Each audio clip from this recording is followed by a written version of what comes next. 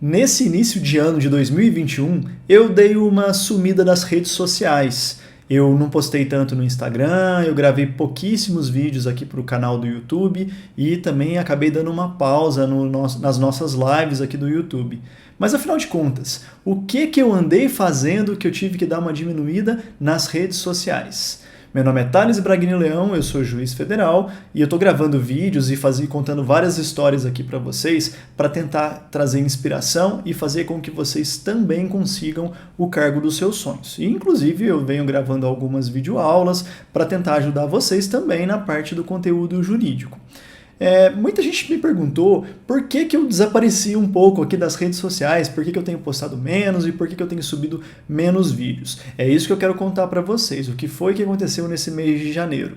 Eu passei essas primeiras semanas do ano, as 5 primeiras semanas do ano, tendo que me dedicar quase que integralmente às minhas atividades acadêmicas. Eu estou fazendo mestrado em Direitos Humanos e Direito Penal e parece que eu estou bem na reta final e parece que a corda andou apertando meu pescoço. Eu estava com alguns prazos para cumprir, eu precisava entregar o capítulo inteiro para o meu orientador corrigir para a gente poder agendar a minha banca de qualificação, porque se tudo correr bem, eu vou defender o meu mestrado, ou seja, vou finalizar o meu mestrado ainda no primeiro semestre de 2021. Essa é a meta e assim eu espero conseguir. Eu tinha um prazo fatal que eu consegui vencer, mas eu tive que me esforçar bastante. Eu quero contar para vocês, então, um pouco sobre essa atividade de pesquisa, como que eu concilio isso com a rotina de juiz federal e, de repente, trazer para vocês alguns exemplos de como que eu faço, como que eu pesquisei e algumas dicas de como estudar. O que vocês acham disso? Pode ser uma boa ideia, né? Primeiro eu quero falar para vocês sobre o meu mestrado. Muitas pessoas perguntam e eu acho que eu acabo falando pouco sobre isso. Eu estou fazendo mestrado na Unesp de Franca, que é a cidade onde eu estou lotado como juiz federal, e aqui na Unesp eu estou na linha de tutela penal dos direitos humanos. Mais especificamente, a minha pesquisa tem a ver com trabalho escravo contemporâneo. Eu estou desenvolvendo uma linha de raciocínio de análise do crime de trabalho escravo e crime de tráfico de pessoas, numa perspectiva de tentar observar nesses dois crimes, bem teórica a perspectiva, quais seriam os bens jurídicos tutelados por essas condutas criminosas, ou seja, por essa tipificação penal. Eu estou analisando isso de um ponto de vista bem geral, bem abstrato, sem mergulhar em casos concretos. É uma pesquisa profundamente teórica e, é claro, isso me obriga a buscar livros e pesquisa bibliográfica é a minha principal ferramenta numa circunstância dessa. Muita gente também pede para eu ir mostrando os livros que eu estou estudando e eu resolvi fazer isso bem rapidamente aqui para vocês. Como a minha pesquisa envolve o trabalho escravo e o tráfico de pessoas e a correlação entre as duas coisas, por óbvio, eu precisei, ao longo desse mês principalmente, estudar muita coisa sobre o crime de trabalho escravo. Então eu analisei aqui a parte histórica do trabalho escravo no Brasil, teve livro brasileiro e livro estrangeiro, eu estou mostrando só alguns exemplos, aqui no fundo vocês podem ver que tem outros.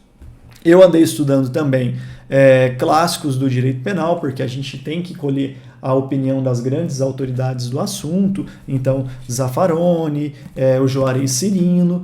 E como eu falei sobre proteção de bens jurídicos, ficava imprescindível analisar a opinião dos grandes defensores da discussão sobre bens jurídicos. Então eu tenho que ler Jacobs, eu tenho que ler Roxin, entre outros grandes autores que eu estou mostrando aqui para vocês, só para vocês terem uma dimensão.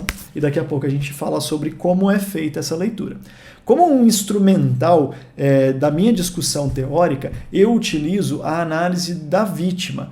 Então, se eu estou centralizando a análise na vítima, eu tenho que trazer para a criminologia e principalmente para uma perspectiva crítica da criminologia. Então, entre outros referenciais, eu utilizo o Alessandro Barata como referencial na criminologia crítica e principalmente uma análise vitimológica, ou seja, a ciência ou a análise da vítima dentro do direito penal. E aí também a minha perspectiva de análise envolve, e isso mistura um pouco, a proteção internacional de direitos humanos. E aí eu estou analisando esses autores, entre outros, como o Acioli, o Valério Mazzuoli, entre outros também, porque a minha pesquisa ela é um pouco mais ampla e ela está correlacionando várias coisas. Direito penal com proteção de bens jurídicos e analisando aspectos econômicos envolvidos e aspectos de proteção de direitos humanos. O discurso que está por trás da proteção.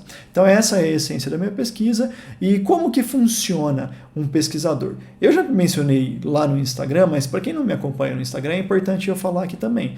Quando a gente vai fazer uma pesquisa, a gente busca esses referenciais, ou seja, esses vários autores, mas não no sentido de esgotar o que eles falaram. Em alguns desses livros eu realmente acabei lendo inteiro porque era totalmente importante na minha pesquisa. Outros, eu só peguei um capítulo específico e fui direto naquele capítulo. E essa minha leitura, ela necessariamente ela é acompanhada de um fichamento. Esse fichamento é quase como se fosse um resumo, mas eu nem sempre resumo nas minhas palavras. Às vezes eu colho citações expressas do autor, porque eu vou utilizar depois no meu texto ou não, mas eu já vou montando o que eu posso querer utilizar lá na frente na hora de redigir o texto. Então eu passei as primeiras semanas de janeiro terminando de fazer esses fichamentos e principalmente tentando selecionar essa bibliografia que eu levantei e buscar a opinião dessas autoridades nos assuntos. E aí depois, nas últimas 2 semanas, eu passei escrevendo o capítulo propriamente dito. E nessa parte de escrever o capítulo, eu organizo esse material fechado e tento dar um sentido lógico para aquilo que eu estou desenvolvendo e estou querendo defender na minha dissertação do mestrado. Então, muito em breve eu vou fazer a banca de qualificação, que é a oportunidade em que o aluno do mestrado tem de discutir aquele tema dele que está sendo inicialmente trabalhado com professores mais experientes para a gente ver se eu estou no caminho certo e se realmente não tem algo que eu possa melhorar, que o autor que eu possa buscar, o autor que eu possa tirar ou algo que eu possa aprimorar no meu trabalho. Na próxima fase, ou seja, depois de feita a banca de qualificação, eu vou concluir a dissertação e aí fazer a banca de defesa dessa dissertação. Mas o principal é que eu preciso conciliar isso tudo com a rotina de juiz federal. E eu não deixei de trabalhar no começo do mês de janeiro, eu entrei num período de férias agora, mas essa fase mais difícil de conciliar o prazo do mestrado foi em plena atividade como juiz federal. Como conciliar isso? É complicado, porque a atividade, mesmo em home office de juiz federal, me exige resolver coisas às vezes na hora. Então eu estava fazendo um fichamento, eu tinha que parar, eu estava escrevendo um pedaço da dissertação, eu tinha que parar para resolver algum problema mais urgente, e aí a equipe entrava em contato comigo, ou o advogado marcava horário para despachar, e tudo isso fez parte da conciliação entre uma coisa e outra. O home office me ajudou bastante, porque eu conseguia organizar tudo isso em casa, mas principalmente ter uma equipe que já entende a sua dinâmica de trabalho e já sabe organizar o seu fluxo de trabalho é essencial. Sem isso eu não teria conseguido, com certeza, desenvolver a pesquisa enquanto sou juiz federal. Mas é claro que a gente também pode utilizar alguns períodos de férias da magistratura para pegar firme no mestrado, e é isso que eu fiz. O principal ponto do meu mestrado agora para fazer esse capítulo da dissertação foi durante férias da magistratura, porque aí eu consegui canalizar 100% das minhas energias. Agora, a rotina de um juiz federal em home office é algo que já me perguntaram e pediram para eu contar mais detalhes e dar mais exemplos e situações. Não era o objetivo desse vídeo, por isso eu não quero falar disso agora especificamente. Você acha que isso é um tema interessante? O que você acha? Se você gosta dessa ideia, deixa aqui nos comentários, fala para mim, que aí depois eu gravo um vídeo contando como está sendo a rotina de juiz em home office.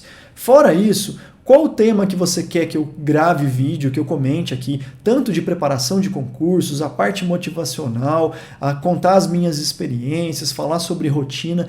Me diz aí, qual tema você quer que eu grave? Porque eu estou voltando a gravar e agora eu quero voltar firme, inclusive voltar a gravar videoaulas. Se você tem um interesse em algum tema específico, que você tem um pouco mais de dificuldade em direito, principalmente direito público, direito penal em geral, deixa aqui a sugestão que eu posso gravar um vídeo e te ajudar em alguma dificuldade que você possa estar enfrentando.